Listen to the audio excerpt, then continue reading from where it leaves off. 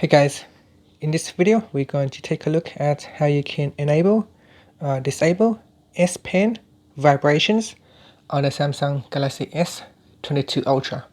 First, tap on the home button at the bottom to go back to the home screen. And on the home screen, swipe down at the top and tap on the settings icon. In settings, go down and tap on advanced features. Next, swipe up to go down and tap on S Pen. In here, swipe up to go down, and at the bottom, tap on vibrations toggle button to switch it off or turn it on. It set up vibrate your phone when you insert or remove the S Pen.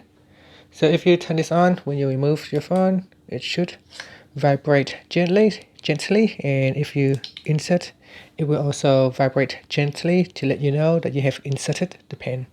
And that's it. Finally, you can tap on the home button to go back to the home screen.